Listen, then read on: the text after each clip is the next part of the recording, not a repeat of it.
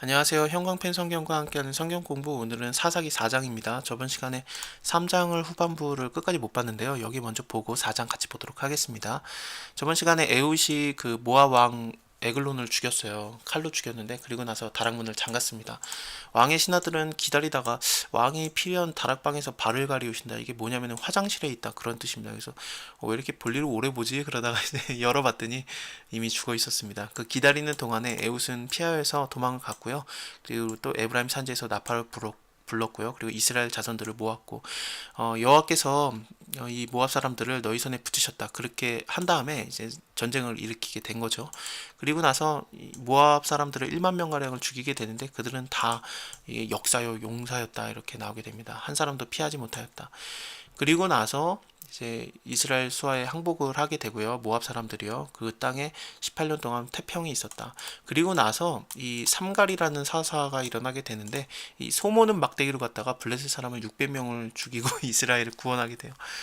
하나님이 이스라엘을 계속 구원시킬 때 엄청난 그런 용사들, 뭐 영웅들을 이렇게 세운 게 아니라 진짜 별 볼 일 없는 사람들을 쓰신 거예요. 오늘 4장은 더 심합니다. 이게 여자를 들어 쓰시는데, 여자 남자 그걸 뭐 판단하는 게 아니라 지금 현재 이 싸움이거든요. 전쟁 중이에요. 그리고 여기 야빈 왕이 철병거 900승을 갖고 있다, 이렇게 나오게 되는데요. 이거는 쉽게 말하면 탱크입니다. 탱크 900대를 갖고 있는데 이스라엘은 한 대도 없고요. 근데 이런 전쟁에서 지금 그 군사력의 강국이랑 싸우고 있는데, 하나님께서는 여자 선지자를 들어 쓰시는 거고, 그리고 또 여기 밑에 보시면 알겠지만 야엘이라는 사람이 그 어떤 여자가 이름도 없던 여자예요. 근데 이 여자가 이 시스라를 죽여요. 그래서 결국에는 완전히 그 나라를 전멸시키는데 좀 중요한 역할을 하게 되거든요. 하나님이 구원코자 하면은 그게 그 남자 전문 분야인 전쟁일지라도 남자도 필요 없다. 여자 들어 쓰셔서 얼마든지 이길 수 있는 거예요. 뭐 소모는 막대기로도 얼마든지 이길 수 있고요. 사실 뭐 하나님이 이기게 하시면 그런 건데, 우리가 상황에 많이 무너질 때가 많은데 하나님이 함께 하시면 전혀 그게 상관이 없는 겁니다. 오늘 그걸 보도록 할게요. 여기 에훗이 죽은 후에 이스라엘 자손이 또 여호와의 목전에서 악을 행하게 되고, 또 여호와께서 하솔에 도읍한 가나안 왕 야빈을 이렇게 세우시게 되는 건데, 이 야빈은 굉장히 좀 강대국이었어요. 그 전쟁을 잘하는 나라였던 것 같습니다. 철병거가 900승이나 있었으니까요. 그래서 20년 동안에 굉장히 이스라엘을 괴롭히게 되고 이스라엘 자손들이 여호와를 부르짖게 되었습니다. 그때 사사가 누구였냐면은 여선지자 드보라였는데, 이 드보라라고 나오기 전에 이 여선지자를 히브리어로 볼 때 여자라는 말을 굉장히 좀 강조를 해요. 그리고 아비돗의 아내라고 하면서 그냥 주부였던 거죠. 주부였던 사사였는데, 이 사사가 재판을 하는 일을 했었습니다. 원래 사사는 전쟁의 리더라기보다는 좀 재판장이에요. 그래서 영어로 받으면은 그냥 재판장들이라고 나오게 되잖아요. 이 사사기가요. 그런 겁니다. 왕의 개념은 아닙니다. 근데 하나님께서 이 사사들을 들어 쓰셔서 재판하는 자들이었는데, 원래는요. 근데 이스라엘을 구원시켰던 건데, 어쨌든 이 드보라가 이 발락을 그 초대를 하게 됩니다. 그러니까 쉽게 말하면은 전쟁을 대신할 자로 뽑아 쓰게 되는 거죠. 이 야빈도 지금 시스라라는 그 군대 장관을 데리고 이 시스라가 전쟁을 주도하고 있거든요. 근데 이 드보라도 자기가 직접 나서는 게 아니라 바락이라는 사람을 초대를 하게 되는 겁니다. 그래서 너가 가서 좀 싸워라, 그런 식이 된 거예요. 하나님이 어차피 그들을 다 우리 손에 붙였으니까 네가 가서 싸워라, 그렇게 말하니까 바락이 말해요. 그에게 이르되 당신이 나와 함께 가면은 내가 가려니와 당신이 함께 가지 않으면 나는 가지 않겠노라. 이게 무슨 뜻이냐면은, 뭐 여자인 당신, 주부인 당신이 뭐 전쟁에 대해서 안다고 그렇게 말합니까? 그런 뜻이 전혀 아니고요. 하나님이 이기겠다고 했으니까, 하나님이 지금 여선지자 드보라랑 함께하고 있으니까 어차피 하나님이 싸우는 거니까, 당신이 나랑 함께 가면은 내가 싸우겠지만 당신이 안 가면은 내가 어떻게 이기겠습니까? 그런 뜻으로 봐야 됩니다. 그렇게 말했더니 드보라가 내가 반드시 같이 가겠다. 하지만 네가 이 일로는 영광을 얻지 못한다. 네가 군대 장관처럼 돼서 싸우게 돼서 이기는 게 아니라, 하나님께서 그 적국의 군대 장관 시스라를 여자의 손에 파시는 거다. 그래서 여자의 손에 죽게 될 것이다. 이걸 말하게 되는 겁니다. 얼마나 이게 어, 불명예해요. 이게 그 전쟁의 최고 군대 장관이 여인의 손에 죽게 된다. 이걸 말하고 있는데 진짜로 그 일이 일어나게 돼요. 여기 이렇게 밑에 나오게 되는데요. 이름도 없었던 야엘이라는 사람에게 여인에게 죽게 됩니다. 자다가 죽어요. 그것도 또 일단 보도록 할게요.